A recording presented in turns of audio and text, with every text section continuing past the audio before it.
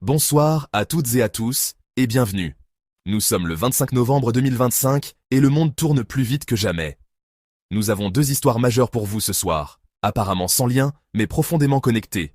L'une parle de football, de passion et d'argent, l'autre d'espions, de secrets et de tensions internationales. Toutes deux révèlent une vérité cruciale. L'information est la marchandise la plus précieuse.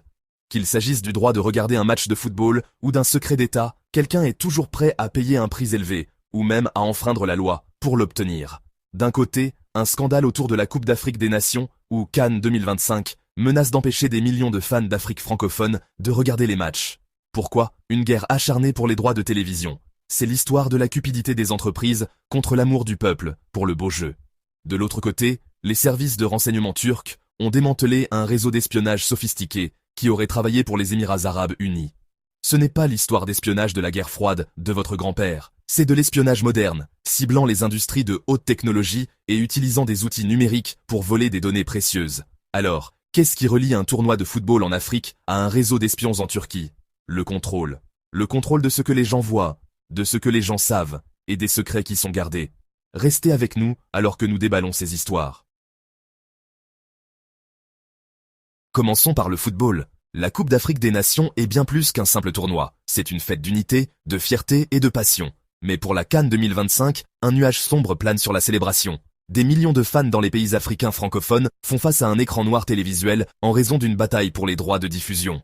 La Confédération africaine de football a vendu les droits exclusifs en langue française à une entreprise qui exige des frais exorbitants des diffuseurs nationaux. Cela a créé une situation sans précédent, laissant les pays francophones dans le noir. Imaginez la frustration à Dakar ou à Abidjan, attendant d'encourager votre équipe, seulement pour vous entendre dire que vous ne pouvez pas regarder à moins de payer un abonnement coûteux.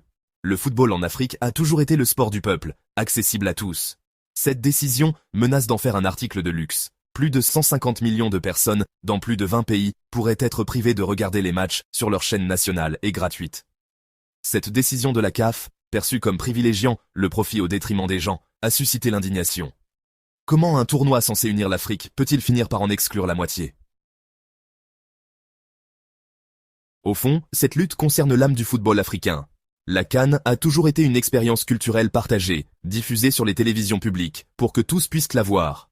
Cette tradition d'accès libre et universel est désormais menacée. La privatisation des droits de diffusion signifie que le plus offrant décide qui regarde et à quel prix. Cela transforme une célébration publique en une marchandise privée. Les détenteurs de droits arguent qu'ils doivent réaliser un profit, mais cette logique se heurte à la réalité de nombreux pays concernés. Pour d'innombrables familles, un nouvel abonnement télévisé est un luxe qu'elles ne peuvent pas se permettre. Cette situation met en lumière une tendance mondiale, où les grands événements sportifs disparaissent des télévisions gratuites. En Afrique, où le football a une importance sociale unique, ce n'est pas seulement un divertissement, c'est une source d'espoir, d'identité et de fierté. Le tollé populaire témoigne de l'importance de cette question. C'est une lutte pour l'idée que certaines choses ne devraient en pas être à vendre. Le football est-il un jeu pour le plus grand nombre ou un produit pour quelques-uns?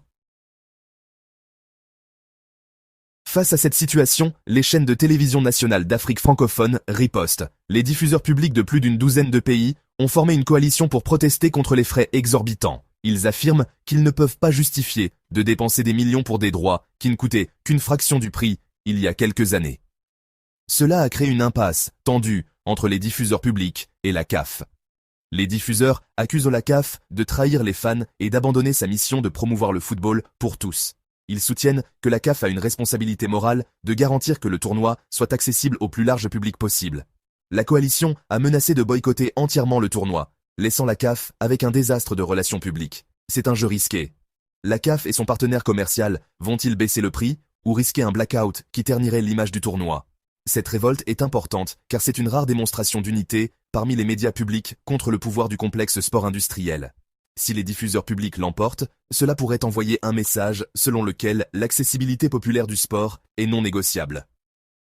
Le continent entier observe cette confrontation.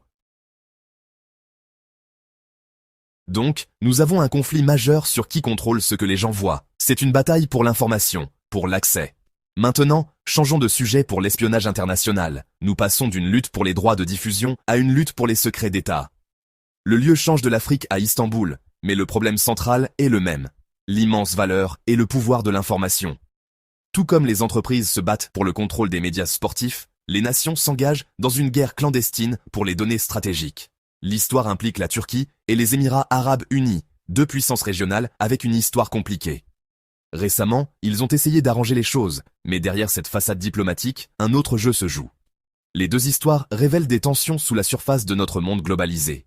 Qu'il s'agisse d'une confédération de football ou d'un gouvernement national, la tentation de prendre l'avantage en contrôlant l'information est plus forte que jamais. Notre attention se tourne maintenant vers une arène plus calme, mais bien plus dangereuse. Bienvenue à Istanbul, théâtre d'un important scandale d'espionnage international.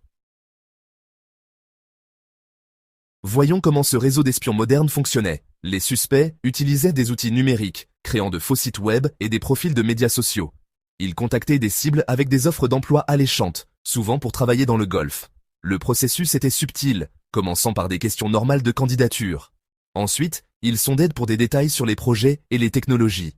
Ils utilisaient des tactiques d'ingénierie sociale pour extraire des informations sensibles. La promesse d'un emploi bien rémunéré était l'appât. Les secrets de la Turquie étaient le prix. Cette méthode exploite l'ambition humaine et est plus difficile à défendre contre les cyberattaques traditionnelles. Le réseau était patient, bâtissant la confiance avant d'extraire des informations précieuses. Cela met en évidence une vulnérabilité critique, l'élément humain. Les services de renseignement turcs ont surveillé les communications numériques et les transactions financières pour comprendre le réseau. Cette affaire est un avertissement sévère que la bataille pour la suprématie technologique se déroule dans l'ombre. Donc, nous finissons là où nous avons commencé. Deux histoires. Une guerre de diffusion de football et un scandale d'espionnage international, toutes deux concernant le pouvoir et la valeur de l'information. Dans le cas de la CAN 2025, l'accès à l'information est contrôlé et vendu à profit, excluant des millions d'une expérience culturelle. Dans le cas du réseau d'espions, l'information est un secret d'État, si précieux que des nations risquent des crises pour la voler. L'information vous donne un avantage, que ce soit dans les médias sportifs ou dans un avantage militaire. Ces événements nous poussent à poser des questions importantes. Dans un monde où l'information est facilement achetée, vendue ou volée, à quoi pouvons-nous faire confiance? Quand un tournoi de football divise un continent, qu'est-ce que cela dit de nos priorités? Quand un partenaire diplomatique est pris en flagrant délit d'espionnage, qu'est-ce que cela dit des relations internationales? Les deux histoires sont encore en cours de développement, mais elles montrent un monde aux prises avec le pouvoir de l'information. Alors, quelle histoire vous a le plus frappé? La colère du fan de football ou la trahison d'une nation? Bonne nuit. Abonnez-vous à notre chaîne.